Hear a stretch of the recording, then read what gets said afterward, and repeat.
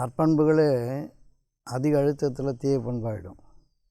இப்போ உங்களை இப்படி செய்யுங்க, நல்லது செய்யுங்க, நல்லது செய்யுன்னு சொல்லும்போது உங்களுக்குள்ளே இருக்கிற ஈகோ அது செய்ய விடாமல் அதே கெட்டதாகிடும்.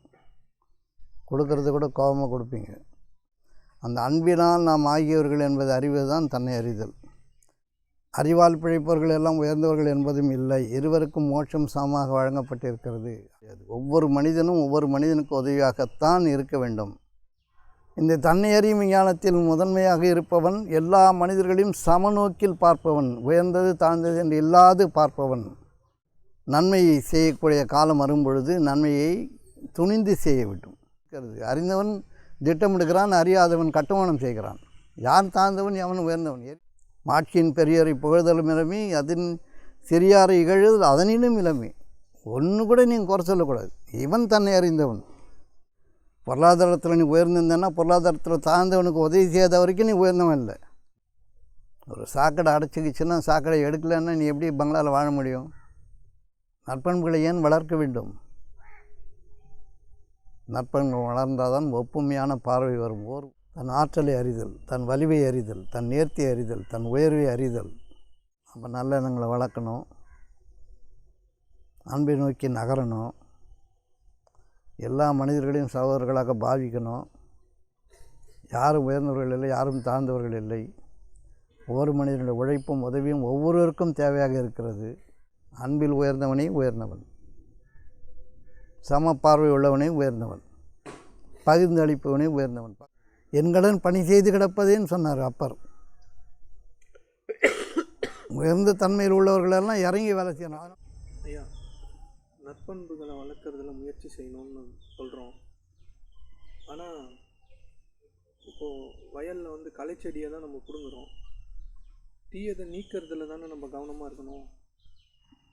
இல்லை தீயதையும் நல்லதையும் பார்க்க தானே நம்ம கற்றுக்கணும். அதில் இணையிறது எப்படி சரியாக இருக்கும்?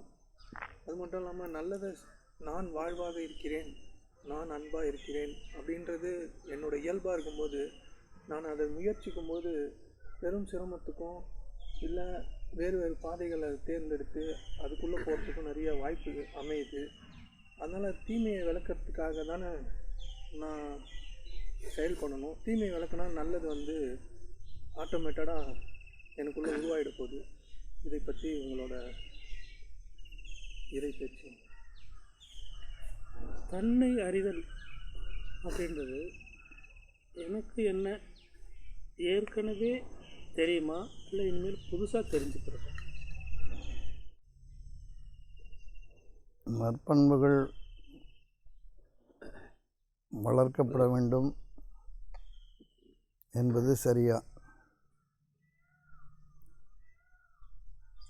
தேவைகளை களைதல் மட்டும் போதாதா? தன்னறிதல் என்றால் என்ன? நற்பண்புகளை வளர்க்கணும். இப்போ நீங்கள் சொல்கிற மாதிரி களைச்செடியை பிடுங்கினா போதும், பயிர் தானாக வளர்ந்துடும்னா பயிர் மாடுமையே தான்.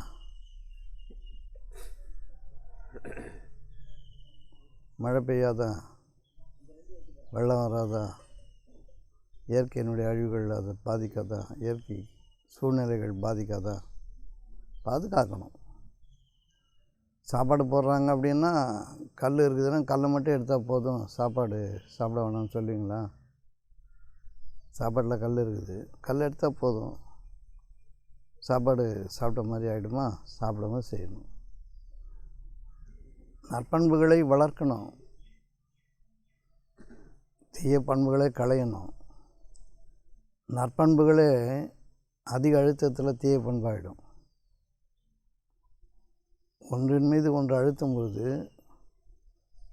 நற்பண்புகள் உங்கள் மீது அழுத்தப்பட்டால் அதுவே தீய பண்பாகிடும். இப்போ உங்களை இப்படி செய்யுங்க, நல்லது செய்யுங்க, நல்லது செய்யுன்னு சொல்லும்போது உங்களுக்குள்ளே இருக்கிற ஈகோ அது செய்ய விடாமல் அதே கெட்டதாகிடும். கொடுக்கறது கூட கோபமாக கொடுப்பீங்க. நற்பண்புகள் எதுன்னு தெரிஞ்சு நீங்கள் வளர்க்கணும், அதுக்காக பாடுபடணும். முதல்ல நற்பண்புகள்னால் எதுன்னு தெரியணும். நல்ல பண்புகள் பொய்யுரைக்காதிருத்தல், இரக்கமாக இருத்தல், கனிவாய் பேசுதல், பொறுமையாக இருத்தல்,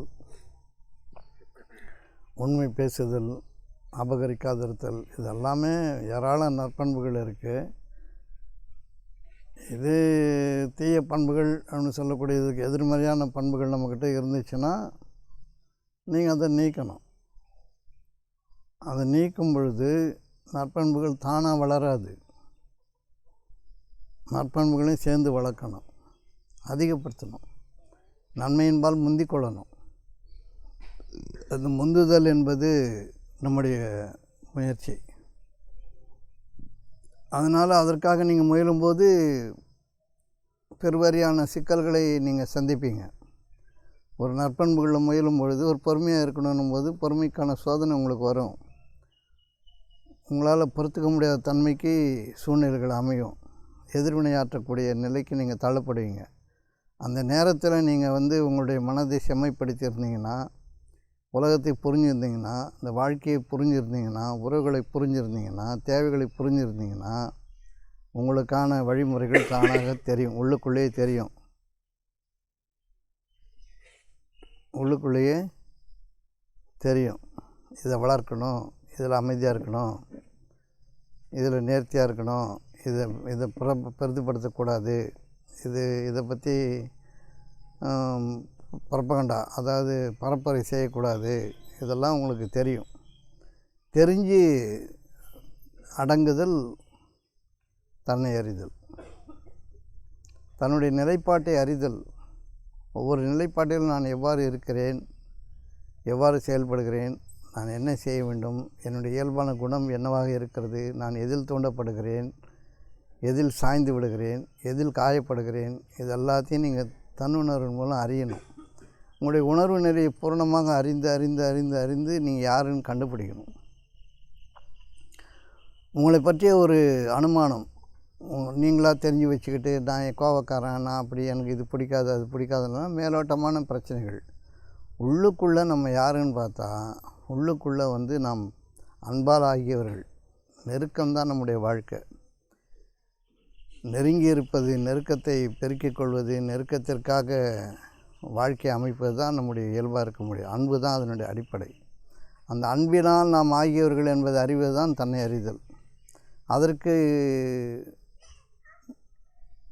ஒரு ஆரம்பமாக நம்முடைய குணநலன்களை, தற்போதைய சூழ்நிலைகளை, தற்போதைய எண்ண ஓட்டங்களை, நம்ம எதில் இருக்கிறோம், என்ன பேசுகிறோம், யார் கூட இருக்கிறோம், எதை கற்றுக்கிறோம், எதில் முற்படுறோம், இதெல்லாம் நீங்கள் ஆராய்ஞ்சு ஆராய்ஞ்சு தெரிஞ்சுக்கணும்.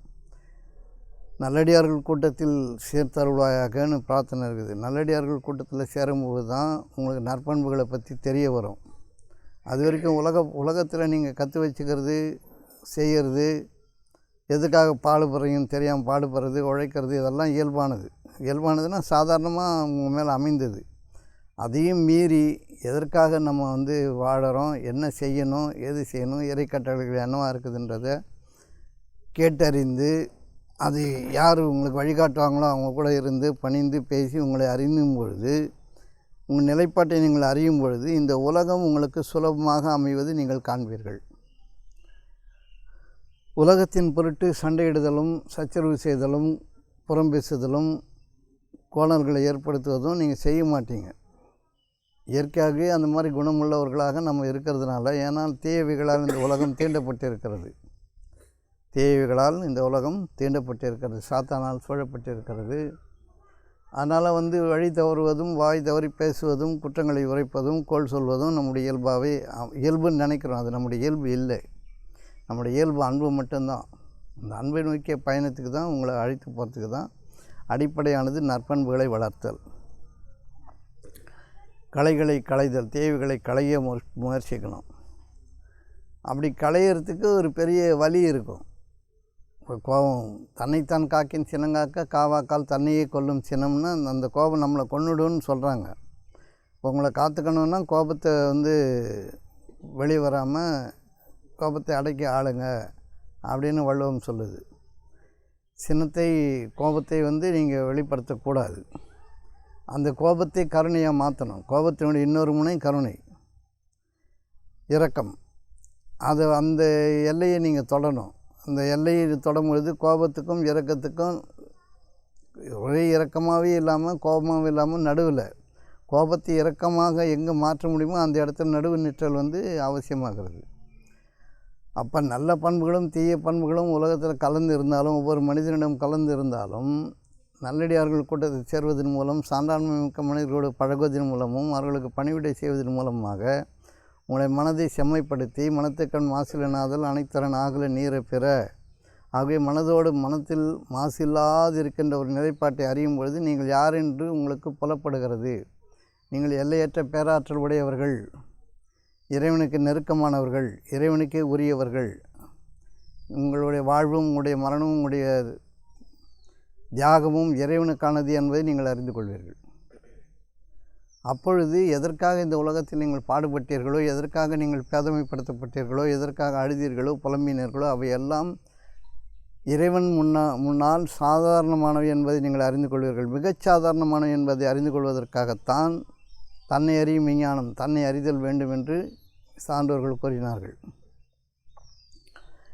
இப்போ ஜாதி மதத்தால், பிறப்பால், எத்தனையோ வேலைகளால் பிளவுபட்டு இருப்பதாக இந்த உலகத்தை நாம் காண்கிறோம். நான் உயர்ந்தவன் தாழ்ந்தவன் என்றெல்லாம் பேசிக்கொண்டு, ஜாதி மதங்களை பேசிக்கொண்டு மனிதர்கள் பிளவுபட்டு இருக்கிறோம். ஒவ்வொரு மனிதனும் தன்னை பற்றி அறிய முற்படுவானால் அவன் தான் எவ்வளவு உயர்ந்தவன் என்பதை, உயர்ந்த படைப்பு என்பதை அவன் அறிந்து கொள்வான்.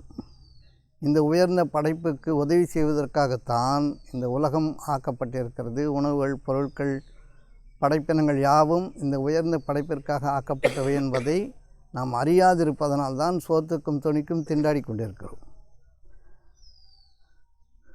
வேலைக்கும் சென்று கொண்டு, உழைத்து கொண்டு, கலவரப்பட்டு கொண்டு, காசை சேமித்து வைத்து கொண்டு, அபகரித்து கொண்டு, திருடி கொண்டு, பொய் சொல்லிக்கொண்டு, சில நேரங்களில் பரோபகாரம் செய்து கொண்டு, ஏருக்கு மாறாக தாறுமாறாக வாழ்ந்து கொண்டு இருக்கிறோம். வழி தெரியாமல் தவித்து கொண்டு இருக்கிறோம்.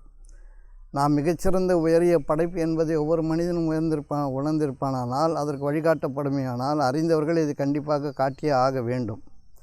நான் உயர்ந்தவன், நீ தாழ்ந்தவன் என்ற பேதமை சான்றாண்மை மிக்கவர்களிடத்தில் இருக்கக்கூடாது, இருக்காது. சான்றாண்மை இல்லாத மனிதர்கள் நாங்கள் உயர்ந்தவர்கள் என்று கூறிக்கொள்ளலாம். அதை பற்றி அறியாத மனிதர்கள் நாங்கள் தாழ்ந்தவர்கள் என்று கூறிக்கொள்ளலாம். அவ்வாறு இல்லை. பிறப்புக்கும் எல்லா உயிர்க்கும், பிறப்பு எல்லா உயிர்களுக்கும் ஒரு சேர ஒன்றாகவே கொடுக்கப்பட்டிருக்கிறது.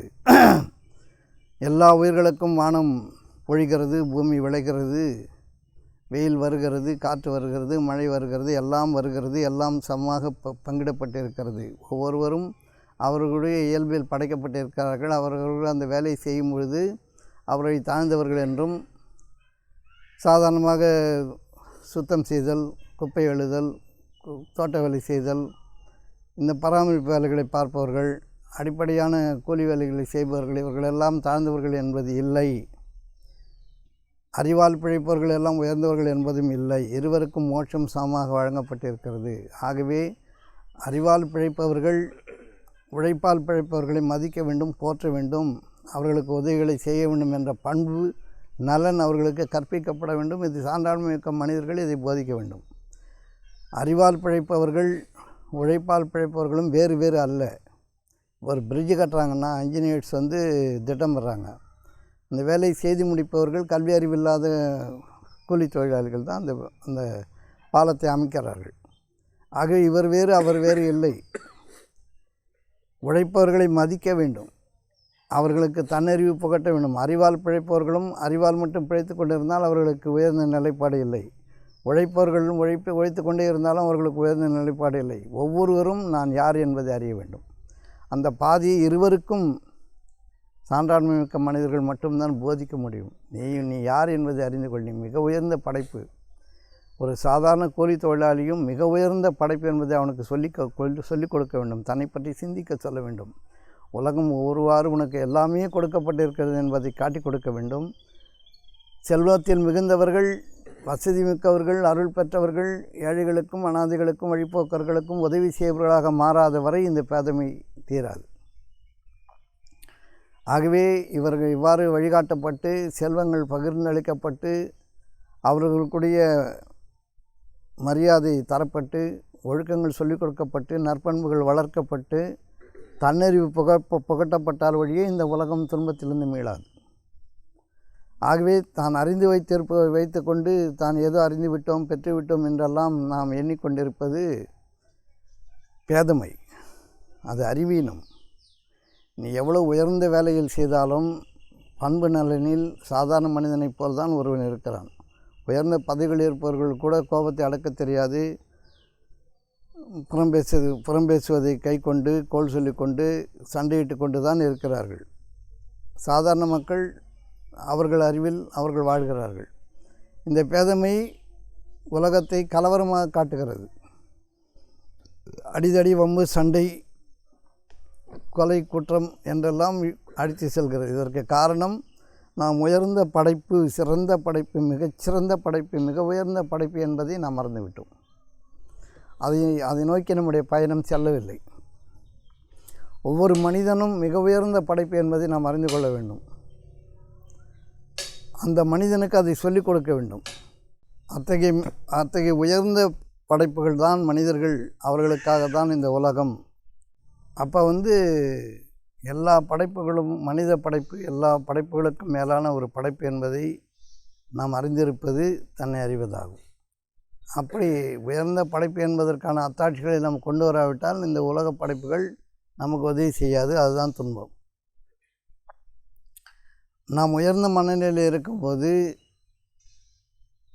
இந்த உலகம் நமக்காக தன்னுடைய பங்களிப்பை சாதாரணமாக செய்கிறது. வெயில் நமக்காக இதமாக வருகிறது, மழை இதமாக வருகிறது, எல்லாமே நமக்கு இதமாக வந்து கொண்டிருக்கும். ஒவ்வொரு படைப்பும் நமக்கு பணிவிடை செய்வதாக இருக்கும், நமக்கு வேண்டியவற்றை தருவதாக இருக்கும். எண்ணியாங்க முடியும், நம்முடைய உள்ளம் திண்மை பெறும், இந்த உலக பற்று நம்மை விட்டு நீங்கும். அபகரித்து வைத்து கொள்ள வேண்டும், சேர்த்து வைத்து கொள்ள வேண்டும் என்றெல்லாம் இருக்கின்ற எண்ணங்கள் தவிடுபடியாகும். நினைத்த நேரத்தில் நினைத்தவற்றை ஆக்குகின்ற வல்லமை மனிதனுக்கு இருக்கிறது. தெய்வம் மனுஷரூபாயனா என்று சொல்லப்பட்டிருக்கிறது. இறைவன் தன் சாயலில் மனிதனை படைத்தான் என்று சொல்லப்பட்டிருக்கிறது. நான் என் பிரதிநிதியை படைக்கப் போகிறேன் என்று படைத்திருக்கிறேன் என்றும் சொல்லப்பட்டிருக்கிறது. ஆகவே மனிதன் என்பவன் இறைத்தன்மைக்கு மிகவும் நெருக்கமானவன். அவன் ஏழையோ அறிவு படித்தவனோ படிக்காதவனோ எல்லோருமே இறைவனுக்கு நெருக்கமானவர்கள். அவர்கள் தங்களுடைய காரியங்களை செய்து கொண்டிருக்கும் நிலையில் தான் மிக உயர்ந்த படைப்பு என்பதை இறைவனுக்கு அத்தாட்சியாக கண்டுகொண்டால், தான் மிகச்சிறந்த படைப்பு என்பதை ஒவ்வொருவரும் உணர்ந்து கொண்டால் இந்த உலகம் அவர்களுக்கு சுலபமாகிறது. செல்வங்களை சேர்த்து வைத்துக் கொள்வதும் பொருள்களை சேர்த்து வைத்துக் கொள்வதும் 4 புத்தகங்களை படித்து வைத்துக் கொள்வதும் அறிவு உயர்ந்த தன்மை என்று கூறுவதெல்லாம் பொய். அதுவெல்லாம் ஒரு வாழ்வு அல்ல. அன்பில் பெருக்கெடுப்பவர்கள், பொறுமையில் மிகச்சிறந்தவர்கள், நற்காரியங்களில் முனைந்து முயல்பவர்கள், இவர்கள் எல்லோரும் தான் நல்லவர்களை தவிர, நியாயமானவர்களை தவிர, இறைவனுக்கு உகந்தவர்களை தவிர செல்வத்தை சேர்த்து வைத்து கொண்டு திரண்ட செல்வத்தின் அதிபதியாய், சிறந்த கல்வியின் அதிபதியாய், சிறந்த வாழ்க்கை வாழ்வதாக நினைத்து கொண்டு பொருள்களின் பின்னால் ஓடிக்கொண்டிருப்பவர்கள் எல்லோரும் உயர்ந்த மனிதர்கள் என்பது இந்த உலகத்தில் பகட்டாக காட்டப்படுகின்ற பச்சை பொய். அது அவ்வாறு இல்லை. ஒவ்வொரு மனிதனுக்கு தேவையானவனாக இருக்கிறான். ஒவ்வொரு உதவியும் ஒவ்வொரு மனிதனிடமிருந்தே கிடைக்கிறது. சாதாரண மனிதர்கள் வேலை செய்யவிட்டால் இந்த அறிவுள்ள மக்களோ பணக்கார மக்களோ வாழவே முடியாது என்பதுதான் உண்மை.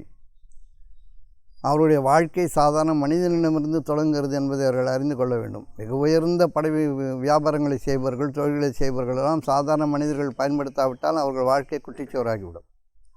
சேர்த்து வைத்து கொண்ட செல்வங்களின் நான் நின்று கொண்டு நான் உயர்ந்தவன், நான் படித்தவன் என்றெல்லாம் மங்களாய்ப்பது அவர்கள் அறிவினர்கள் என்பதற்கு அவர்களே கூறுகின்ற சான்று. ஒரு சாதாரண மனிதன், சாதாரண வேலையை செய்வன் தன் வேலையை செய்யாவிட்டால் இந்த மனிதர்களால் எந்த வேலையும் செய்ய முடியாது. ஒவ்வொரு மனிதனுக்கு உதவியாகத்தான் இருக்க வேண்டும்.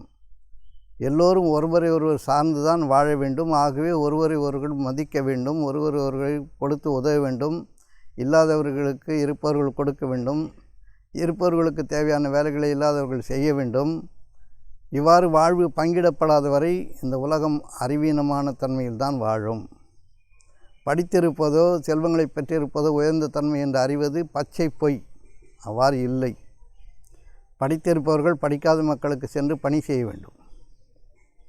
செல்வம் வைத்திருப்பவர்கள் செல்வம் இல்லாதவர்களுக்கு சிறப்பான வாழ்க்கையை காட்ட வேண்டும். இந்த வேலைக்கு இவ்வளோ கூலின்னு பேசிக்கிறது, அந்த கூலிக்கு மேலே ₹1 கொடுத்தா சண்டை போடுறது, ₹1 கேட்டாலும் சண்டை போடுறது. இந்த பணத்தெல்லாம் வச்சுக்கிட்டு என்ன பண்ண போகிறோம்? கோடி கோடியாக வச்சுக்கிட்டு ஒரு நாளைக்கு 2 இட்லி சாம்பாருக்கு மேலே சாப்பிட முடியாது. அப்படியே போனால் கொஞ்சம் சுற்றி பார்க்கலாம், எல்லாம் பண்ணலாம். பெருசாக வந்து வாழ்வில் அடையிறதுக்கு ஒன்றும் கிடையாது இந்த பூமி வாழ்க்கையில். இந்த பூமி வாழ்க்கையில் அன்பால் அடைவதை தவிர பொருளால் அடைவது ஒன்றும் இல்லை. பொருளை வைத்துக்கொண்டு ஒரு குப்பையும் நீங்கள் இங்கே அள்ள முடியாது. உங்கள் மனதை குப்பையாக வைத்துக்கொண்டு ஒரு வாழ்க்கையும் நீங்கள் எந்த வாழ்க்கையும் உங்களால் வாழ முடியாது என்பது திண்ணம். உங்களுக்கும் பெருவாரியான குழப்பங்களும் சண்டைகளும் சச்சரவுகளும் உங்கள் மீது அநியாயங்களும் நிகழ்ந்தே தீரும். ஆகிய பொருள் வைத்திருப்பவன் படித்திருப்பவன் எல்லாம் உயர்ந்தவன் என்று தனக்காக எண்ணிக்கொள்வது தவறு. ஒவ்வொரு மனிதனும் உயர்ந்தவன் என்று எண்ண வேண்டும். ஒவ்வொரு மனித படைப்பும் மிகச்சிறந்தது, இறைவனுக்கு நெருக்கமானது என்பதை அறிந்திருக்க வேண்டும். ஆகவே தான் மனிதர்கள் மதிக்கப்பட வேண்டும். எந்த நிலையில் இருந்தாலும் அவர்கள் மதிக்கப்பட வேண்டும். அவர்கள் தாழ்ந்தவர்கள் என்று அவர்களை எவன் கூறுகிறானோ அவனே சபிக்கப்பட்டவன். தன்னை உயர்ந்தவன் என்று தானே எவன் எண்ணிக்கொள்கிறானோ அவனே சபிக்கப்பட்டவன்.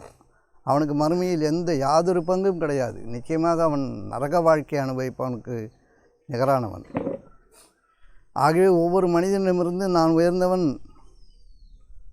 நான் பொருள்களினால் பலப்படுத்தப்பட்டிருக்கிறேன், மக்கள் தொகையினால் பலமாக இருக்கிறேன், என்னை தவிர யாரும் இல்லை என்று இருமாப்பு கொள்ளவன் அழிந்து போகிறான். பிறப்புக்கும் எல்லா உயிர்க்கும், எல்லா உயிர்களும் இறைவனுக்கு நெருக்கமானவை. எல்லா உயிர்களும் என்றால் மனித படைப்புகள். ஆகவே இறைவனுக்கு நெருக்கமான நாம், இறைவனின் சாயலில் படைக்கப்பட்ட நாம், தெய்வ மனுஷ ரூபாயன என்று சொல்லப்பட்ட நாம், என் பிரதிநிதியை படைக்கப் போகிறேன் என்று சொல்லப்பட்ட நாம் எல்லா வகையிலும் மேம்படுத்தப்பட்டவர்கள். நம்முடைய படைப்பின் காரணமாக நாம் எவ்வாறு படைக்கப்பட்டிருக்கிறோம் என்பதன் காரணமாக நம்முடைய வேலைகளை நாம் செய்து கொண்டிருக்கும் போது சமுதாயம் நம்ம எவ்வாறு வளர்ந்தவர்கள், பணக்காரர்கள், மக்களை இழிவுபடுத்தி முன்னேறி விடாமல் தடுப்பது குற்றமாகும். அவர்களை இழிந்தவர்கள் என்று கூறுவது குற்றமாகும். நீங்களும் மனிதர்கள்தான், இறைவனுக்கு நெருக்கமானவர்கள், இந்த வாழ்க்கை பெற தகுதியுடையவர்கள் என்று அவர்களுக்கு எல்லா விதத்திலும் உதவி செய்பவன் சான்றோன். ஆகவே இந்த நற்பண்புகள் வளர்க்கப்பட வேண்டும். அன்பும் கருணையும் இரக்கமும் பணிவும் கனிவான சொல்லும் கொடுத்து உதவுதலும் பகிர்ந்தளித்தலும் வளர்க்கப்படாத வரை, தனக்காகத்தான் சேமித்து வைத்து கொண்டு தன்னை உயர்ந்தவன் என்று எண்ணிக்கொண்டிருக்கும் வரை இந்த உலகத்தை நீங்கள் நரகமாக காண்பீர்கள். இது பூ உலகம், பூவை போன்று மென்மையானது. ஒவ்வொரு மனிதனும் மிக உயர்ந்தவன், மிக உயர்ந்த ஆற்றலால் படைக்கப்பட்டிருக்கிறான். ஒரு ஏழை, ஒரு பணக்காரனுக்கு என்னவெல்லாம் நிகழ்கிறதோ அது ஏழைக்கும் நிகழ்கிறது.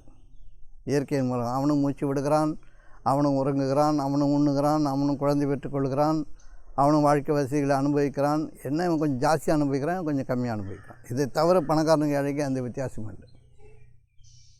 உயர்ந்த தன்மையுடைய மக்கள், உயர்ந்த ஜாதியுடைய மக்கள் எதையெல்லாம் செய்கிறார்கள், அதை தாழ்ந்தவர்கள் என்று கூறப்படுகின்ற மக்களும் செய்கிறார்கள். அவர்களுக்கும் இந்த உலகம் சமமாக பங்கிடப்பட்டிருக்கிறது. காற்றும் மழையும் வானமும் பூமியும் எல்லாமே அவர்களுக்கு ஏதுவாக வேலை செய்கிறது. பூமி இவன் தாழ்ந்தவன் என்று அவனை தடுக்கி விட்டு விடுவதில்லை. எந்த ஒரு இயற்கையினுடைய படைப்பும் எந்த மனிதனுக்கும் தடுக்கப்பட்டதாக இல்லை. இதை அறிந்து கொள்வது தன்னை அறிவது. தன்னை அறிவது என்பது நாம் எல்லோரும் மனிதர்கள்தான் என்ற மனிதத்தன்மையை முதலில் அறிந்து கொள்வது. உயர்வு தாழ்வுகளை சக மனிதர்களிடத்தில் காணாதிருப்பது. தனக்குள் உயர்ந்த தன்மை வளர்த்தெடுப்பவன் உயர்ந்தவன். அதனால் அவன் அறியாத மனிதனை விட உயர்ந்தவன் என்பது இல்லை. அதை அறியாத மனிதனை விட இவன் உயர்ந்தவன் என்பது இல்லை. இவன் உயர்ந்த பண்புகளை வளர்த்து எடுக்கிறான். அதை அவன் பங்கிடாதவரை அவன் தாழ்ந்தவன் தான். அதை சொல்லிக் கொடுக்காதவரை அவன் தாழ்ந்தவன் தான். உயர்ந்த பண்புகளை வளர்த்தெடுத்தவன் தான் மிகவும் பணிவாக நடக்க வேண்டும். அறியாத மக்களிடத்தில் தன்னை உயர்த்தி காட்டிக்கொள்பவன் தாழ்ந்தவன். மாட்சியின் பெரியாரை புகழ்தலும் இளமே, சிறியாரை இகழ்தல் அதனினும் இளமே. உயர்ந்த மனிதர்களை போற்றுவதை கூட நாம் செய்வதில்லை. அதைவிட அறியாத மக்களை இகழ்தல் என்பது நிச்சயமாக செய்யக்கூடாத ஒன்று என்று கணியன் பூங்குன்றனார் கூறுகிறார். ஆகவே புரிந்து கொள்ளுங்கள், தன்னை அறிதல் என்பது முதலில் ஒரு மனிதன் எல்லா ஆற்றலும் பொருந்தியவன், இறைவனால் வரம் கொடுக்க பெற்றவன், தன் சாயலில் இறைவன் படைத்திருக்கிறான், தன் பிரதிநிதி என்று அறிவித்திருக்கிறான், தெய்வ மனுஷ ரூபாய் என்று சொல்லப்பட்டிருக்கிறது. ஆகவே எல்லோரும் சமமானவர்கள் என்பதை எவன் ஏற்றுக்கொள்கிறானோ அவனு சான்றோன், அவனே தன்னை அறிந்தவன். இந்த தன்னை அறியும் விஞ்ஞானத்தில் முதன்மையாக இருப்பவன் எல்லா மனிதர்களையும் சமநோக்கில் பார்ப்பவன், உயர்ந்தது தாழ்ந்தது என்று இல்லாது பார்ப்பவன். உயர்ந்த தன்மை ஒருவனுக்குள் எழுந்து விடுமானால் அது ஒரு வழிந்தோடலாக அவனுக்கு அமைந்திருக்க வேண்டும். அது வழிந்தோடலாக அமைந்திருக்க வேண்டும். அவனிடமிருந்து உயர்ந்த பண்புகள் யாவும் வழிந்து ஓடும். அப்போது தாழ்ந்த மனிதர்கள் அதை தாழ்ந்த மனிதர்கள் என்று எண்ணுபவர்கள், தாழ்ந்தவர்கள் என்று கூறப்பட்டவர்களுக்கு தன்னுடைய பகிர்ந்தளித்தல் மூலமாக அவர்களையும் உயர்த்துபவன் தன்னை அறிந்தவன். ஆகிய உயர்ந்த பண்புகள் வளர்க்கப்பட வேண்டும். இந்த மாதிரி தனக்குள் தான் வளர்பவன், தன்னை அறிந்து கொள்பவன். இந்த உலகத்தில் எல்லாமே மனிதர்களுக்காக ஆக்கப்பட்டு இருக்கிறது. எல்லாமே மனிதர்களுக்கு வசப்படுத்தப்பட்டு இருக்கிறது. மனிதன் நினைத்தால் எல்லாவற்றையும் எல்லா படைப்புகளையும் தனக்கு சாதகமாக பயன்படுத்தி கொள்ள முடியும் என்பதை நாம் அறிந்திருக்கிறோம். ஒரு காலத்தில் எங்கெங்கோ இருந்த பொருட்கள் பூமிக்கு அடியிலும் காற்றிலும் தண்ணீரிலும் கடலுக்கு அடியிலும் எங்கெங்கிருந்தோ பொருட்கள் எல்லாம் ஒன்று கூட்டப்பட்டு வண்டிகளாகவும் வாகனங்களாகவும் வானூர்திகளாகவும் இன்னும் எல்லா படைப்புகளாகவும் துணிகளாகவும் மணிகளாகவும் ஆபரணங்களாகவும் அணிகலன்களாகவும் வீடுகளாகவும் வாசல்களாகவும் எல்லாமே நாம் அனுபவித்து கொண்டிருக்கிறோம். எல்லா பொருட்களும் நமக்கு வசப்படுத்தப்பட்டு இருக்கிறது என்பதற்கான அடையாளம் நம்முடைய இந்த வளர்ச்சி. இந்த பொருட்களை வசப்படுத்திவிட்டு அதன் அடிப்படையில் பொருட்களின் பின்னால் ஒளிந்து கொண்டு தன்னை உயர்ந்தவன் என்று காட்டிக்கொள்பவன் மூடன். ஒவ்வொரு மனிதனுடைய இயல்பு, ஒருவன் அறிவால் பிழைப்பான், ஒருவன் உழைப்பால் பிழைப்பான், ஒருவன் வியாபாரத்தால் பிழைப்பான்,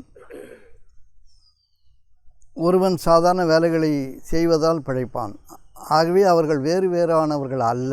அவர்கள் இயல்பில் அவ்வாறு இருக்கிறார்கள். ஆனால் அவர்களும் நம் சகோதரர்கள். மனித கூட்டம், மனித இனம் என்ற ஒப்புமை உணர்வு ஒருவனுக்கு ஏற்படாத வரை அவன் இழிந்தவன்.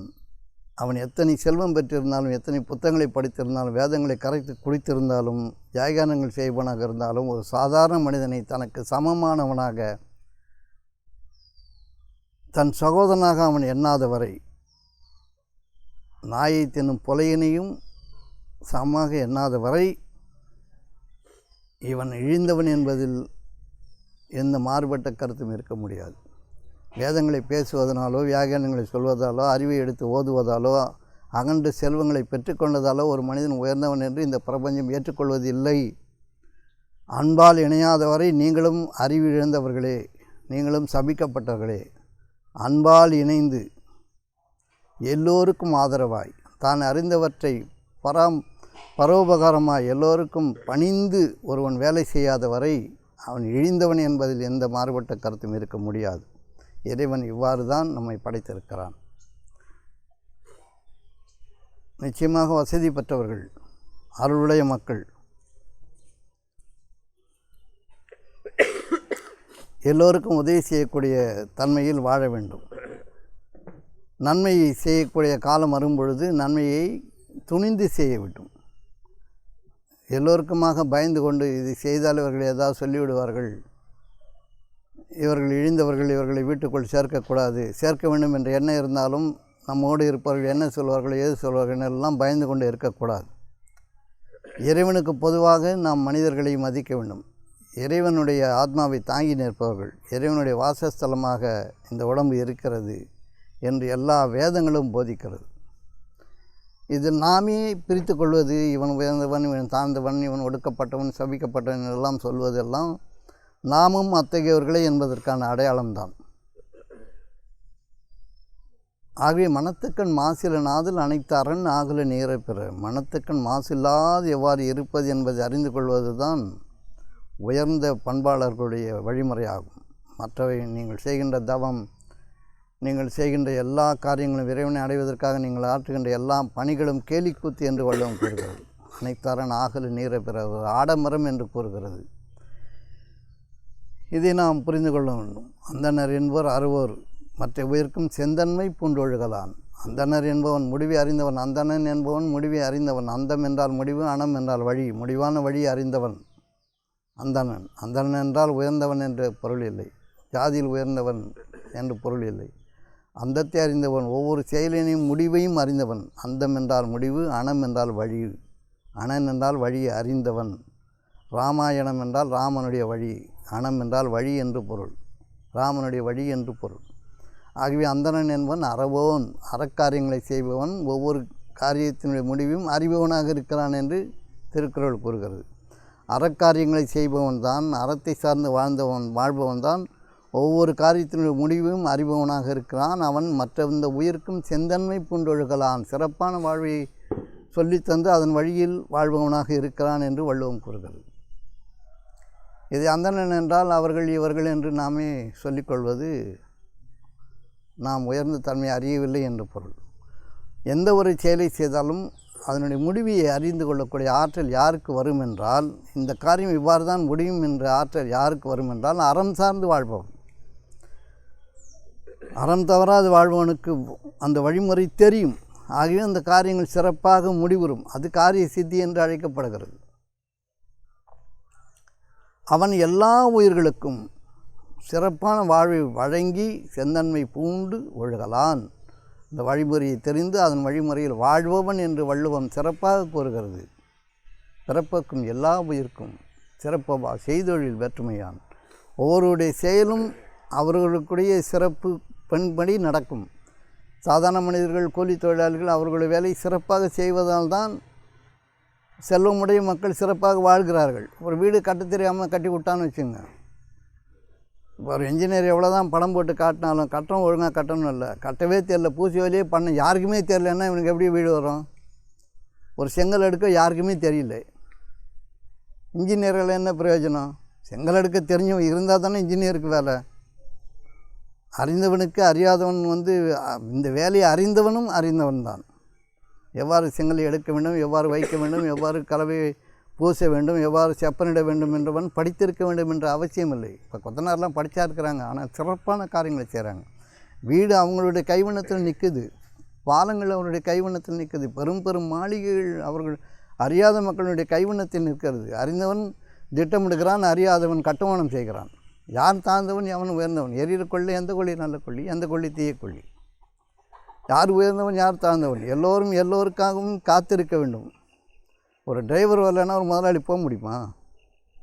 ஒரு கார் செய்கிறவன் கடைநிலை ஊழியர் இல்லாத வரைக்கும் ஒரு உயர்ந்த வாழ்க்கை இல்லை என்பது தெரியாதா?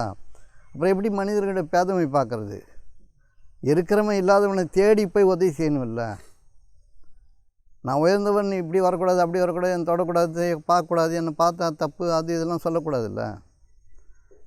இப்போ ஒரு முதலாளி கது தட்டிட்டு உள்ளே வான்றாரு. ஒரு டிரைவர் வீட்டிலே இருந்துட்டார், போடா பிச்சை எடுத்து சாப்பிட்டுக்கிறேன், இல்லை எங்கேயாவது குப்பையில் தின்னுக்கிறேன், உனக்கு டிரைவர் வேலை செய்ய மாட்டேன்னு சொன்னால் நீ போய் டிரைவர் வீட்டு கதவை தட்ட வேண்டியிருக்கும். இறங்கி போய் வேலை செய்யணும், இருக்கிறவன் இறங்கி போய் வேலை செய்யணும். அறிந்தவன் அறியாத மக்களுக்கு பணிவாக போய் வேலை செய்யணும். மாட்சியின் பெரியாரை புகழ்தலும் இளமை, அதன் சிறியாரை இகழுதல் அதனினும் இளமை. ஒன்று கூட நீங்கள் குறை சொல்லக்கூடாது. இவன் தன்னை அறிந்தவன். பணங்காசை வச்சுக்கிட்டு பகட்டாக பேசிக்கிட்டு சிரிச்சுக்கிட்டு ஆடம்பரம் பண்ணிக்கிட்டு அலக்கழி பண்ணிக்கிட்டு நான் அப்படி இப்படின்னு சொல்கிறவன்லாம் உயர்ந்தவனா? அவனும் இந்த உலகத்தினுடைய நரகத்தை சந்தித்து தீர்ப்பவனாக இருக்கிறான். ஒரு காலம் ஓடும், அப்படி இருக்குது, செல்வம் இப்படி இருக்குது, நான் அப்படி இருக்குது, நான் முன்னேறிட்டேன், நான் பொருளாதாரத்தில் முன்னேறினவனா முன்னேறினவன்றான். இந்த உலகத்தை என்ன சொல்லி தொலைக்கிறது? 4 காசு சம்பாரித்து ஒரு வேலைக்கு போனவனே நான் முன்னேறிட்டேன்றான். எப்படி முன்னேறுவான்? அன்பு என்னன்னு தெரியுது, இரக்கம் என்னன்னு தெரியுது, பணிவு என்னன்னு தெரியுது, கடமை என்னன்னு தெரியாது, உடம்பு ஆற்றல் என்னன்னு தெரியுது, வலிமை என்னன்னு தெரியாது, ஏராளம் உலகத்தில் இருக்கிறது என்பது தெரியாது. ஒரு 20,000 10,000 சம்பளம்னு நான் பெரிய செட்டில் ஆகிட்டேன்றான். எப்படி இது? பொருளாதாரத்தில் உயர்வதா உயர்வு? பொருளாதாரத்தில் நீ உயர்ந்திருந்தேன்னா பொருளாதாரத்தில் தாழ்ந்தவனுக்கு உதவி செய்யாத வரைக்கும் நீ உயர்ந்தவன் இல்லை. நீயே சேர்த்து வச்சுக்கிறது எப்படி உயர்வாகும்? நீ பகட்டாக நல்ல இந்த வேலை வாய்ப்பெல்லாம் யாரால் கிடைச்சது? அடிப்படையில் இருக்கிறவன் வேலை செய்யாமல் இந்த வேலைலாம் அமையாதில்லை. ஒரு ஆஃபீஸ் கட்டணுன்னாலும் ஸ்கேவஞ்சர்ஸ், நீ ஸ்கேவஞ்சர்ஸ்ன்னு சொல்லக்கூடிய சாதாரண மனிதர்கள், இறைவனுக்கு உரிய மனிதர்கள் அந்த வேலையை செய்யாத வரைக்கும் நீ இந்த ஆஃபீஸ்க்குள்ளே போக முடியாது. எப்படி நீ உயர்ந்தவன் ஆகிடுவ? எப்படி நீ அறிவால் உயர்ந்தவன் ஆகிடுவ? ஒழுக்கத்தால் உயர்ந்தவனாகணும், அன்பால் உயர்ந்தவனாகணும், புரிந்து கொள்வதால், பணிவிடை செய்வதால், இல்லாதவருக்கு இறங்கி கொடுப்பதால், அவர்களுக்கு நல்வழியை காட்டுவதால், மற்றவருக்கும் செந்தன்மை பூண்டு ஒழுகலான். அவன் அறவோன், அவன் அந்தணன். எப்படி நீங்கள் சொல்கிறீங்க தண்ணீர் விஞ்ஞானம்னு சொல்லிவிட்டு எதோ ஒன்று தியானம் பண்ணின்னு அப்படி இருந்துட்டு மூச்சை உள்ளே எழுத்துக்கோ வெளியே எழுத்துக்கோன்னு சொல்லி கொடுத்துட்டு அதுலேருந்து உயர்றது தான் இருக்கட்டும். அது உயர்ந்த மனநிலை உடையவர்கள் செய்தால் மிகச்சிறந்த வழிமுறைகள் காட்டப்படும். சாதாரண மனிதர்களையும் தன் சகோதரர்களாய் காணாத மனிதன் எவ்வாறு உயர்ந்திருக்க முடியும்? உயர்வதற்கு எந்த ஒரு வாய்ப்பும் இல்லை. பிரபஞ்சம் அவர்கள் ஏற்றுக்கொள்ளாது. பூமியில் ஒரு சில காலம் அவர்கள் பகட்டாக இருப்பார்கள், காட்டப்படுவார்கள். ஆனால் அவர்கள் எந்த நிலையை அடைகிறார்கள் என்பதை அறிய முடியாது. எல்லா வேதங்களும் ஒப்புமையை, உயர்வான நோக்கை போதிக்கிறது. எல்லா இயல்புடைய மக்களும் தங்களுடைய காரியத்தில் விருப்பமுடையவர்கள் அந்தந்த காரியத்தை தான் செய்வார்கள். ஆகவே அடிப்படையான காரியங்களை செய்பவர்கள் தான் மிக உயர்ந்தவர்கள். அடிப்படையான காரியங்களை செய்பவர்களுக்கான வழிமுறையை நாம் கற்பிக்க வேண்டும், போதிக்க வேண்டும், உதவ வேண்டும். அவர்களுடைய வாழ்க்கை வழிமுறையில் நீ மிகச்சிறந்தவன் என்பதை அவர்களுக்கு சொல்லாத வரை நீ உயர்ந்தவனே இல்லை. நீயும் மிகச்சிறந்தவன், இறைவனுக்கு உரியவன். நீ இந்த வேலையை செய்வதனால் நீ தாழ்ந்தவன் இல்லை. உனக்குள்ள ஆற்றல் பொதிந்திருக்கிறது. நீ நினைத்த யாவும் நடக்கும். நீ இறைவனுக்கு உரியவன் என்பதை அவனுக்கு காட்டி கொடுக்காத வரை நீங்கள் எந்த பணியும் யாருக்காகவும் செய்பவர்கள் இல்லை. நீங்களும் அறிந்தவர்களும் பணம் உள்ளவர்களும் இவ்வாறு இறங்கி மனிதர்களுக்காக உழைக்காத வரை, மனிதனை அன்பால் பிணைக்காத வரை, அறிவை பகிராத வரை, பொருட்களை பங்கிடாத வரை நீங்கள் நியாயமான உலகத்தில் வாழ்பவர்கள் இல்லை. உங்களுடைய உலகமும் கரைபட்டதுதான். நீங்களும் நிச்சயமாக இந்த தாழ்ந்தவர்கள் என்று யாரை கூறுகிறீர்களோ அவர்கள் படுகின்ற துன்பத்தை ஒரு நாள் நீங்கள் அடைந்தே தீருவீர்கள். இதை புரிந்து கொள்வதுதான் தன்னை எறிதல். நற்பண்புகள் வளர்க்கப்பட வேண்டும். இது தெரியாது. தெரிந்தாலும் நிராகரிக்கிற மக்களுக்கு சம்மந்தமில்லை. தெரிந்து நிராகரிப்பவர்களை ஒன்றுமே செய்ய முடியாது. தெரியாது இருக்கிற மனிதர்கள் இருக்கிறார்கள், அறிந்தவர்கள் இருக்கிறார்கள், கல்வியாளர்கள் இருக்கிறார்கள், செல்வந்தர் இருக்கிறார்கள். அவர்களுக்கு தெரியாது. தெரியாது இருப்பவர்களுக்கு சொல்லிக் கொடுக்க வேண்டும். அன்பால் இணைய வேண்டும், அன்பால் பிணைய வேண்டும், அன்பால் கட்டுப்பட வேண்டும். அன்பால் நாம் நிச்சயமாக எல்லோருக்கும் நெருக்கமானவர்கள் ஆக வேண்டும். அந்த மனித சமூகம் சகோதரத்தால் ஆனது. ஒருவருக்கொருவர் உயர்ந்தவர் தாழ்ந்தவர் என்பது இல்லை. பிறப்புக்கும் எல்லா உயிர்க்கும் என்பதை அறிந்திருக்க வேண்டும். அவர்களுடைய இயல்பின் காரணமாக அவர்கள் அந்த வேலையை செய்து கொண்டிருக்கிறார்கள். அவர்கள் அந்த வேலையை செய்யாதவரை, எதெல்லாம் தாழ்ந்த வேலை தாழ்ந்தவர்கள் என்று கூறுகிறோமோ அதை அவர்கள் செய்யாதவரை நம் உயர்ந்த தன்மை உள்ளவர்கள் என்று நினைப்பவர்களுக்கு வாழ்வு இல்லை. ஒரு சாக்கடை அடைச்சிக்கிச்சுன்னா, சாக்கடை எடுக்கலைன்னா நீ எப்படி பங்களாவில் வாழ முடியும்? எப்படி வாழ முடியும்? நீ எப்படி உயர்ந்தவன் ஆகிடுவ? ஒருத்தனை விட ஒருத்தன் நீ எப்படி உயர்ந்தவன்? நீ காற்று வச்சுக்கிறவங்க உயர்ந்தவனா? நீ படித்ததுனால உயர்ந்தவனா? எப்படி ஆக முடியும்? வாழ்வதற்கு எந்த வாய்ப்பும் இல்லை. உயர்ந்த தன்மை உள்ளவன் தானே. உணவெல்லாம் உன்னை விட கீழான்னு தானே. ஆனால் அந்த உணவை சாப்பிட்டு தானே நீ வளர்ற. அரிசி பருப்பு இதெல்லாம் பேசுதா? ஜாதி மதம் பார்க்குதா? இல்லை உள்ளே போனால் ஜீரணிக்க மாட்டேன்னு சொல்லுதா? அரிசி போய் இவன் தாழ்ந்தவன் வயிற்றில் நான் ஜீரணிக்க மாட்டேன்னு சொல்லிச்சா? இல்லை உணவுகள் கோழி சொல்லிச்சா, ஆடு சொல்லிச்சா, மாடு சொல்லிச்சா? நீ சாப்பிட்ற உணவு எதனா உணவு வெறுத்துச்சா? சூரியன் சொல்லிச்சா? உங்கள்கிட்ட சொல்லிச்சா இவன் தாழ்ந்தவன், இவனை நான் பார்க்க மாட்டேன் பேச மாட்டேன்னு சொல்லிச்சா? எல்லாருக்கும் இறைவன் சமாதானம் படைச்சிருக்கான். எல்லாருக்கும் ஜீரணம் ஆகுதில்லை, எல்லாருக்கும் குழந்தை பிறகுதில்லை, எல்லோரும் மூச்சு விட்றான்ல. நீ சாப்பிட்ற உணவெல்லாம் உன்னை விட உயர்ந்ததா? நீ உயர்ந்தவன் நினைக்கிற எல்லா பொருளும் வசப்பட. கோழி ஆடு மாடெல்லாம் பகுத்தறிவில் இப்போ திறமையாக இருக்குது தானே. அதை சாப்பிட்டு தான் நம்ம பகுத்தறிவில் வளருது. இறைவன் எது வச்சுருக்கான்னு யாருக்கு தெரியும்? எல்லாரையும் மதிக்க வேண்டியதானே. தேவைக்கு எடுத்துங்க, தேவைக்கு சாப்பிடுங்க, தேவையில்லாத போது அதை பாதுகாத்துங்க. ஒரு கோழியோ ஆடோ மாடையோ பராமரிங்க. அதுக்கு வேண்டிய உணவை அழிங்க. விரும்பும்போது அது நீங்கள் சாப்பிடுங்க. அரிசி பருப்பை சாப்பிட்ற மாதிரி கோழி மாடு ஆடு மாடு சாப்பிட்றவங்க சாப்பிடுங்க. என்ன சண்டை, என்ன பிணக்கு? எப்படி நீங்களாம் உயர்ந்தவர்கள்னு பேசுகிறீங்க? எப்படி பேச முடியும்? ஒரு சாதாரண ஏழை மக்களெல்லாம் உலகம் இயங்கிடுமோ? ஒரு சாதாரண வேலை செய்கிறவங்க இல்லாமல் இந்த உலகம் வாழ்ந்துருமா? அறிவால் சொல்கிறவன் இல்லைன்னா கூட அறிவில்லாதவன் பழச்சிருவான். ஒரு பூமி கிண்டிக்கிடோ எதாவது பொறி தின்று வாழ்ந்துருவான். ஆனால் அறிவுள்ளவன் வாழ முடியாது. அறியாத மக்கள் இல்லாதவரை இல்லாமல் போயிட்டாங்கன்னா அறிவுடைய மக்கள் வாழவே முடியாது. எதில் நீங்கள் உயர்ந்தவர்கள், எதில் உங்கள் தாழ்ந்தவங்க, எப்படி இதெல்லாம் வரும்? மேலாம் நூல்கள் என்ன சொல்லுது? எல்லோரும் பிறக்கும் பொழுது சாதாரண மனிதர்களைத்தான் பிறக்கிறார்கள் என்று வேதம் சொல்லுகிறது. சாதாரண மனிதர்களைத்தான் பிறக்கிறார்கள். பிறக்கும் பொழுது பிறப்புக்கும் எல்லா உயிர்க்கும் சாதாரண மனிதர்களாக தான் பிறக்கிறாங்க. பிறப்பால் எல்லாரும் சூத்திரர்களே என்று தான் வேதம் சொல்கிறது. எல்லோரும் சூத்திரர்கள் தான். அவர்கள் எதை வைத்து பிழைக்கிறார்களோ அதை கொண்டு அவர்கள் வேறுபடுகிறார்கள். சிறப்பவா செய்தொழில் வேற்றுமையான். அறிவால் பிழைப்பவர்கள், தோல் வலியால் பிழைப்பவர்கள், வாணிபத்தால் பிழைப்பவர்கள், ஏவலால் பிழைப்பவர்கள் என்று பின்பு பிளவுபடுகிறார்கள். அவர்களுடைய இயல்புக்கேற்றவாறு பிளவுபடுகிறார்கள். ஆகவே அவர்களெல்லாம் உயர்ந்தவர்கள் தாழ்ந்தவர்கள் என்பது இல்லை. பிழைக்கிறார்கள். அறிவால் பிழைக்கிறார்கள், தோல் வலியால் பிழைக்கிறார்கள், வியாபாரத்தால் பிழைக்கிறார்கள், இட்டப்பணி செய்வதால் பிழைக்கிறார்கள். பிழைப்பு எல்லோருக்கும் ஒன்று தான். நீ எப்படி இவனை இட்டப்பணி செய்வோன் என்று நீ ஏளனப்படுத்துகிறாய்? நான் அறிவால் பிழைப்போன் என்று உன்னை எவ்வாறு நீ உயர்த்தி கொள்கிறாய்? இவன் இட்டப்பணி செய்யவிட்டால் உன் அறிவு எங்கிருந்து வேலை செய்யும்? இதைத்தான் நாம் புரிந்து கொள்ள வேண்டும். பிறப்புக்கும் எல்லா உயிர்க்கும் என்று வள்ளுவம் சொன்னது. நீயும் எல்லாரும் ஒன்று தான். உன் பழைப்புக்கான வழியை நீ தேடிக்கிட்டதுனால நீ உயர்ந்தவனா என்ன? அறிவால் பழைக்கிறதுனால நீ உயர்ந்தவனா என்ன? இட்டப்பணி செய்வதால் இவன் தாழ்ந்தவனா என்ன? ரெண்டு பேரும் மனித இனம். எல்லோருக்கும் உலகம் வசப்பட்டு இருக்கிறது. இந்த ஒப்பு நோக்கு உனக்கு ஏன் வரல? எப்படி நீ பிரிச்சுக்கிற? அவ்வாறு இல்லையே. பிறக்கும் போது எல்லோரும் சாதாரணமாக தானே பிறக்கிறான். அறிவில்லாமல் தானே பிறக்கிறான். பிறக்கும் போது அறிவோடு அவன் பிறக்கலையே, அவதார மனிதர்களை தவிர. ஆகவே ஏழ்மையாக இருப்பவன் இழிந்தவன் என்று யார் சொன்னது? சொல்பவன் இழிந்தவன். அறிவால் உயர்ந்தவன் உழைப்பால் உயரக்கூடியவனை சென்று பணிந்து பணிவிட செய்யாதவரை அவன் அறிவுள்ளவன் இல்லை. அவனுக்கான வசதி வாய்ப்புகளை ஏற்படுத்தி கொடுத்து அவன் வாழ்க்கையை நீயும் இறைவனுக்குரியவன் என்று அவனுக்கு சொல்லிக் கொடுக்காதவரை, அவனை நீ ஏற்றுக்கொள்ளாதவரைக்கு நீ உயர்ந்தவன் இல்லை. தன்னை அறிதல் என்பது இதுதான். எப்படி முடியும்? இந்த பேதமை எப்படி வளர்க்கப்படுகிறது? இதை பற்றி பெரிய பெரிய பேச்செல்லாம் பேசுகிறாங்க. அப்படியா, இப்படியா, அதுவா, இதுவா? எல்லாரும் மனிதர்கள் தானே.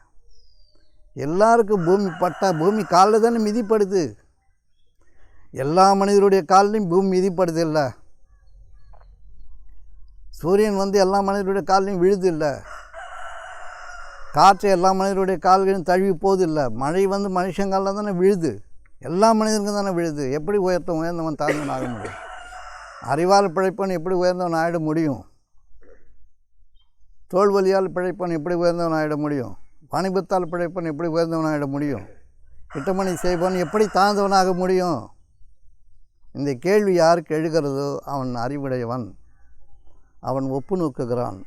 இதைத்தான் எல்லா வேதங்களும் போதிக்கிறது. இதை மனிதர்கள் பிரித்து கொண்டார்கள், பிளவுபடுத்தி கொண்டார்கள். அவர்கள் அழுத்துகிறார்கள். சுயலாபத்திற்காக அழுத்துகிறார்கள். சொந்த வருமானத்திற்காக மனிதர்களை பிளவுபடுத்துகிறார்கள்.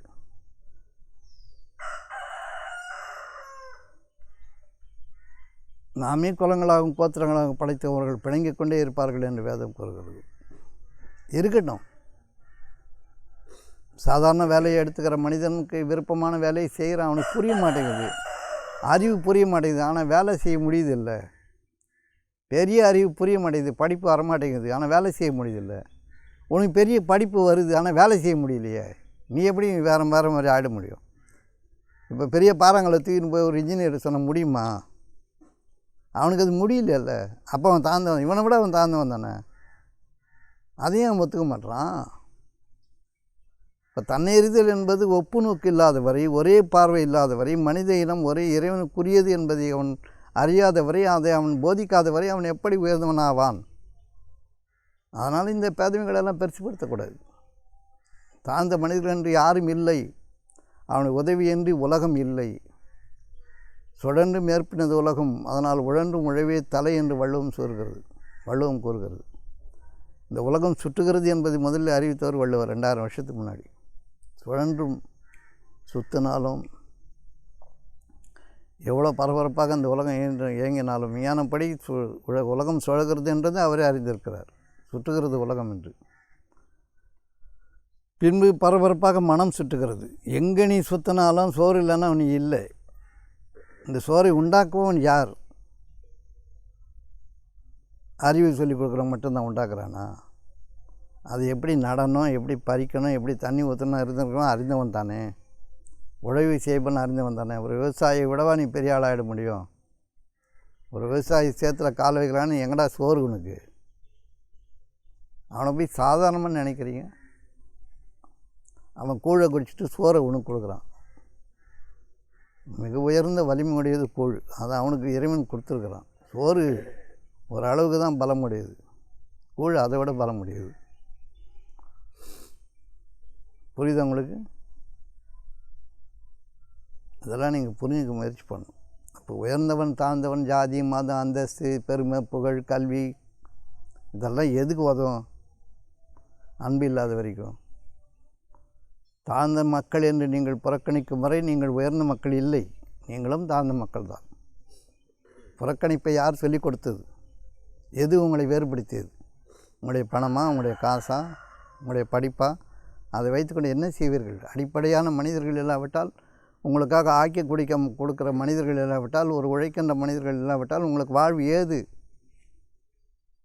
நீங்கள் பிளவுபடுவதெல்லாம் நீங்கள் உங்கள் நரகத்தை சந்திப்பதற்காகத்தான்.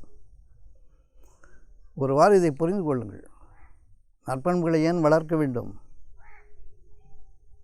நற்பண்புகள் வளர்ந்தால் தான் ஒப்புமையான பார்வை வரும், ஓர்மையான பார்வை வரும், ஒரு பார்வை வரும்.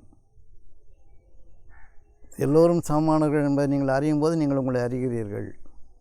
அவ்வாறு நீங்கள் அறிந்து விட்டால் இந்த பிரபஞ்சம் ஏராளம் உங்களுக்காக வைத்திருக்கிறது. பேரின்ப பேராற்றல் உங்களை நோக்கி வரும். சொர்க்கம் என்று சொல்வது உங்கள் கையில் கிடைக்கும். பரலோக சாம்ராஜ்யம் உங்களை நோக்கி வரும். சிவலோக பதவி என்பதும் வைகுண்ட பதவி என்பதும் நீங்கள் இங்கேயே அடைவீர்கள். பேராற்றல் உள்ள மனிதர்கள் எல்லோரும் ஆற்றலால் நிறைந்திருக்கிறார்கள். அவர்கள் மனம் ஒழுங்காக்கப்பட்டு விட்டால் இந்த பூமி சொர்க்கமாக மாறிவிடும். இதுதான் உண்மை. இதை மாற விடமாட்டேன் என்கிறார்கள். நாம் அவ்வாறு இல்லை. நாம் சொந்த சகோதரர்கள், ஒருவருக்கொருவர் பகிர்ந்தளிக்கக்கூடியவர்கள், உதவி செய்யக்கூடியவர்கள். ஆகவே தாழ்வு என்பதும் உயர்வு என்பதும் இங்கு இல்லை. நாம் அவ்வாறு ஏற்படுத்தி கொண்டிருக்கிறோம். இந்த பண்புகளை நீங்கள் வளர்த்து கொள்ளுங்கள். அன்பு என்பது நெருக்கம். அன்பு என்று சொல்லுக்கு ஒரே பொருள் நெருக்கம் என்பதுதான். நெருக்கத்தை பிரித்து கொள்ளக்கூடாது. நெருக்கத்தை பிரித்து கொள்ளக்கூடாது. நான் உயர்ந்தவன் தாழ்ந்தவன் என்றெல்லாம் நெருக்கத்தை பிரித்து கொள்வது அன்பு இல்லை. அன்பு கற்றுக் கொடுக்கப்பட வேண்டும். அன்பு புரிய வைக்கப்பட வேண்டும். அன்பு என்பது வலி தாங்குதல், பிறருக்காக உழைத்தல், பிறருடைய அவமானங்களை சுமத்தல், இன்னும் பொருட்களை இழத்தல், பிறருக்காக இழத்தல், இது அன்பு. இதெல்லாம் போய் சொல்லணும். அறிந்த மனிதர்கள் சொல்லணும், தைரியமாக சொல்லணும். எவ்வாறு நீங்கள் படித்ததனால் எவ்வாறு உயர்ந்தவர்களாவீர்கள்? பண்பு இல்லாத மக்கள், சமமாக பார்க்காத மக்கள், உழைப்பாளர்கள் மதிக்காத மக்கள் எவ்வாறு உயர்ந்தவர்கள் ஆவார்கள்? இப்போ சாதாரண மனிதர்களும் நிறைய காசு பணம் வச்சுருக்கிறவங்கலாம் கூப்பிட்டு ஒரே இடத்துல வச்சு சோறு போட்டு தனக்கு சாம உட்கார வைப்பானா? உட்கார வச்சா தான் அவன் தன்னை அறிந்தவன். ஏன் கொடுக்கூடாது? அந்த சோறை கொண்டு வந்தவன் யார்? முதல்ல அந்த சோறு உனக்காக கொண்டு வந்தவன் யார்? சாதாரண மனுஷன் தானே. அவன் கூட அவன் சாப்பிடக்கூடாதா? சாப்பிட்டா உன் மதிப்பு குறைஞ்சிருமா? அவன் எடுத்துகிட்டு வரலன்னா உன் மதிப்பு இயற்கையாகவே குறைஞ்சிருமே. செத்து சுண்ணாம்பாயிடுவியே. அப்போ அந்த பயம் இருக்கணும்ல. ஆகவே ஒற்றை நோக்கு, சம பார்வை. எல்லோரும் மனிதர்கள், நாம் எல்லோரும் இறைவனுக்குரியவர்கள் என்பதை எல்லோருக்கும் நாம் புரிய வைக்க விட நாம் புரிந்து கொள்ள வேண்டும். இதுதான் தன்னை அறிதல், தன் ஆற்றலை அறிதல், தன் வலிவை அறிதல், தன் நேர்த்தியை அறிதல், தன் உயர்வை அறிதல். இதை அறிய செய்யவும் வேண்டும். அப்போதுதான் நீ முழுமை பெறுகிறாய். இதில் வலி இருக்கும், துன்பம் இருக்கும், கஷ்டம் இருக்கும், ஒத்துக்க மாட்டாங்க. அப்படிலாம் இல்லைன்னுவாங்க, மானன்னுவாங்க, மரியாதைன்னுவாங்க, எல்லாம் வேணால் சொல்லட்டும். அன்பால் நீங்கள் நெருங்குங்கள், வலி தாங்குங்கள், சென்று செய்யுங்கள். எத்தனையோ குழப்பங்கள் ஏற்பட வழி இருக்கிறது. அதற்கெல்லாம் பயந்தால் நம்ம நல்ல காரியமே செய்ய முடியாது. நல்லதுக்கே காலம் இல்லை, எப்போ வேணால் செய்யலாம். அது டைம் பாஸ் செய்கிறது நல்லதில்லை. நல்லதை செய்கிறதுக்கு காலமே கிடையாது. இவன் சொல்கிறது மாதிரி அர்த்தத்தில் இல்லை, அது நல்லது காலம் இல்லை அப்படின்னு. நல்லது செய்கிறதுக்கு எந்த காலமும் கிடையாது. நீ எப்போ வேணால் நல்லது செய்யலாம். அதில் என்ன இருக்குது உங்களுக்கு? நீங்கள் உங்களுக்குள்ளே வச்சுருக்கிற ஈகோ, மதிப்பு, மரியாதை, இதெல்லாம் ஒரு மனிதனை தாழ்த்துவதற்காக என்றால் நீங்கள் தாழ்ந்தவர்கள் தான். இதில் எந்த அடிப்படை மாற்றமும் இல்லை. இதை புரிஞ்சுக்கணும். அப்போ நல்ல எண்ணங்களை வளர்க்கணும், அன்பை நோக்கி நகரணும், எல்லா மனிதர்களையும் சகோதரர்களாக பாவிக்கணும். யாரும் உயர்ந்தவர்கள் இல்லை, யாரும் தாழ்ந்தவர்கள் இல்லை. ஒவ்வொரு மனிதனுடைய உழைப்பும் உதவியும் ஒவ்வொருவருக்கும் தேவையாக இருக்கிறது. ஒவ்வொரு மனிதனுடைய உழைப்பும் உதவியும் இல்லாமல் எந்த மனிதனும் இங்கே வாழ முடியாது. ஒரு செருப்பு தைக்கிறவன் இல்லாமல் நீ பெரிய செருப்புலாம் போட்டுக்க முடியாது. ஒரு துணி தைக்கிறவன் எல்லாம் உன் மானம் மறைபடாது. ஒரு விவசாயிலாம் உன் வயிறு நிறையாது. கூலி தொழிலாளி இல்லாமல் கொண்டாட்டம் போட முடியாது. ஆகவே கூலி தொழிலாளிகளையும் உங்களுக்கு சகோதரர்களாக பாவித்து கொள்ளுங்கள். அவர்களை நெருக்கமாக்குங்கள், அன்பாக்குங்கள், ஒன்றாக இருங்கள், மதிப்பு மரியாதையை கொடுங்கள், அவர்களை உயர்த்துங்கள், பொருளாதாரத்திலும் கல்வியிலும் அவரை உயர்த்துங்கள். அவர்கள் அந்த வேலையை மனமோந்து செய்கிறார்கள். அதுவே உங்களுக்கான பெரிய பணிவிடை. அவர்கள் ஏழைகள் சொர்க்கத்தை சுதந்திரித்துக் கொள்வார்கள் என்று பைபிள் கூறுகிறது. சொர்க்கமே அவர்களுக்கு வழங்கப்பட்டு விட்டதாக கூறப்படும் போது நீ தாழ்ந்தவன் உயர்ந்தவன் சொல்கிறதெல்லாம் எந்த விதத்தில் நியாயமாக இருக்க முடியும்? அபகரிப்புக்காக ஒரு மனிதனை அபகரித்து கீழ்மைப்படுத்தி, கேவலப்படுத்தி, ஏழ்மைப்படுத்தி, அசிங்கப்படுத்தி அதில் சுகங்கான்றிய நீ யார் நீயே பார்த்துக்கோ. தன்னை அறிதல் என்பது இதுதான். இப்படி தான் அறியணும். அறியாத மக்கள், நேர்த்தி இல்லாத மக்கள் இருக்கத்தான் செய்கிறாங்க. புரிஞ்சுக்கிறவன் வேற்றுமை பார்க்க மாட்டான்.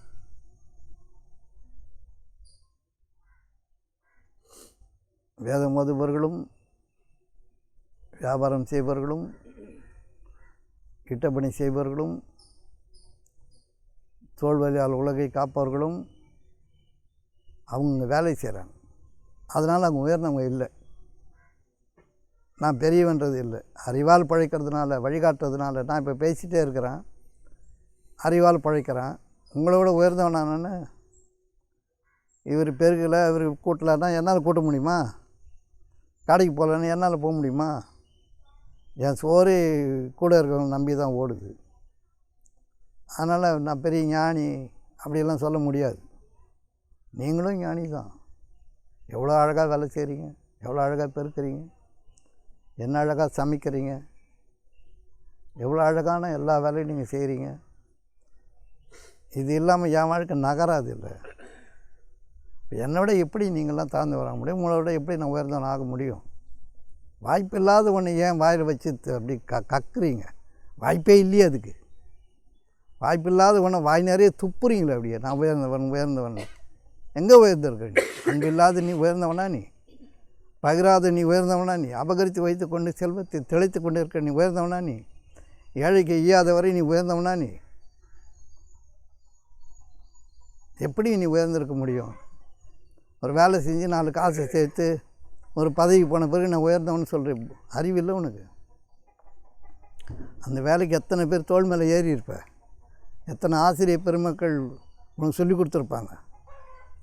எத்தனை பேர் உங்களுக்கு உதவியாக இருந்திருப்பாங்க? கார் ஓட்டுறவன், பஸ் ஓட்டுறவன், கூப்பாடுறவன், சோறு கொண்டு வந்தவன் எல்லாம் இல்லாமல் நீ படிச்சிட்டியா? நீ மேலே போயிட்டியா? அறிவு பெற்றுட்டியா? செல்வத்தில் ஆட்டிய பெரிய ஆளா நீ? அப்புறம் நானே பெரிய ஆள் நீ எப்படி சொல்கிற? இவ்வளோ பேர் தோல் மேலே ஏரியில் போயிருக்கிற. ஒரு சாதாரண பஸ் ஓட்டுறோம் இல்லாமல் நீ ஸ்கூல் போயிருப்பியா? நீ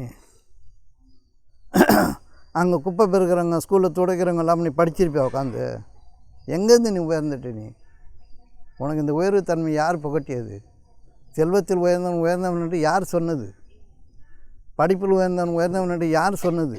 அன்பில் உயர்ந்தவனே உயர்ந்தவன், சம பார்வை உள்ளவனே உயர்ந்தவன், பகிர்ந்து அளிப்பவனே உயர்ந்தவன், பகுத்துண்டு பல்லுயிர் ஓம்புதல் நூலர் தொகுத்தவற்றிலெல்லாம் தலை.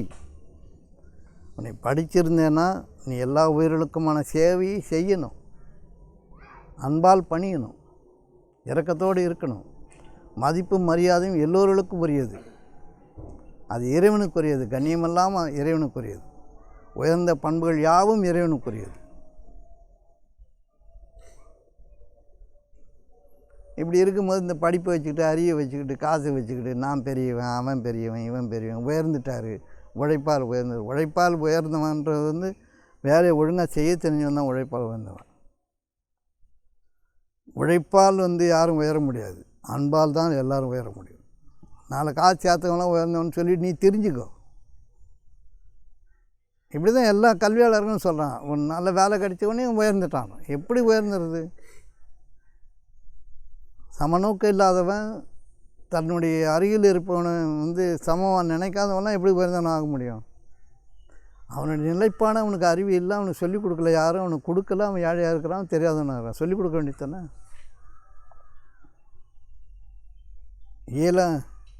கல்வி அறிவில்லாதவர்கள், உழைப்பாளிகள் இல்லாத இந்த உலகம் கல்வி அறிவுள்ளவர்களுக்கானது இல்லை.